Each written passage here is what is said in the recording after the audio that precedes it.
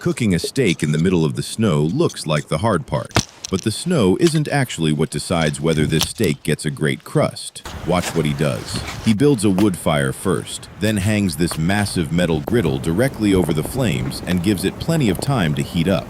Only after that does he season a thick steak and drop it onto the surface. And that's where the real battle starts. A steak doesn't brown just because the fire looks hot. You need enough heat at the surface to drive off moisture and trigger the Maillard reaction, the chemistry responsible for that dark, roasted crust and a huge part of the flavor we associate with seared meat.